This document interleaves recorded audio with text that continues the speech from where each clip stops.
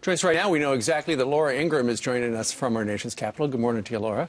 Good morning, you guys, and it's great to see all three of you in the saddle today, right before Christmas. That's dedication. We love it. And you love being here. Well, I'm not on radio today, but I had to. In my last TV appearance, I can't think of any better place to be. Thank you very much. You guys do such a great job, and we're all very grateful for you every single day of the week. And you've got a special surprise for us at the end. Yes, at the very end. I'm sure you saw yesterday, Mayor de Blasio came out. I'm sure you were hoping, as many were, that he would admit to contributing to the atmosphere that led to what happened, unfortunately, on Saturday. But instead, he got angry.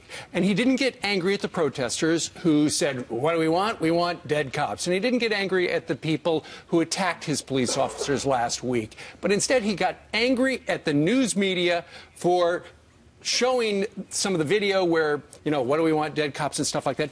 Listen to this, and then we want your reaction. The vast majority of our citizens are good and decent people who do not say negative things, racist things, nasty things to police, threatening things to police. The few who want conflict attempt that.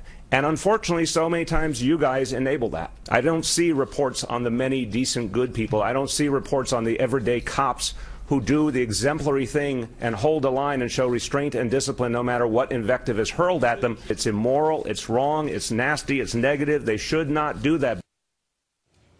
He's a victim of the press. Yeah, well, this is so typical, though, right? When you have a situation like this where there's this horrific killing right before Christmas, these two amazing police officers, the mayor had stoked the tension between police and especially the minority community over the last several weeks. There had not been this call for calm and this attitude that, oh, they're a good police. I must have missed all of those press conferences where he held up the police as civil servants. Frankly, they don't get paid very much. They work long hours, and they have to be subjected to invective, name-calling, and obviously the threat of violence. And so now it's very convenient for the mayor to say, oh, you news media wagging his finger. I mean, you could say the news media, I would say in Ferguson, to some extent, they highlighted Ferguson day in and day out, which might have actually led to some of the mugging for the camera and the turning over the cars for the cameras.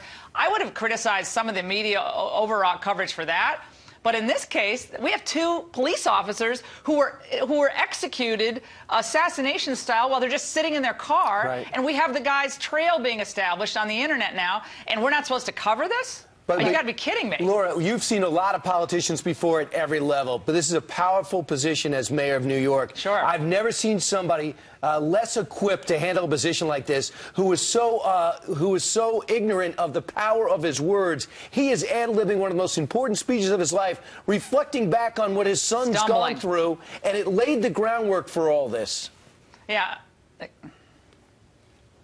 Well, of course, his comments that, well, I had to have a conversation with my son about the police. I mean, maybe he did, maybe he didn't. I don't know. But the implicit in his comments throughout this entire, saga with the protests and with Eric Garner was this idea that somehow this was racially based, that there was a racial animus involving the Garner, Garner quote chokehold, when the wife of Eric Garner said she didn't see any racial element at all in this. And he never acknowledged that. And how great was the daughter yesterday? Showing up at the Ramos's home to add to the memorial. And then you have Officer Lou's, wife speaking. I mean, the leadership is coming from those that are experiencing the most pain, right? And what I thought was interesting, Laura, is you're courageous enough to get out there on Twitter and remind everyone that in 2009, the Tea Party was getting bannered with violence for their protests in the mainstream media, correct?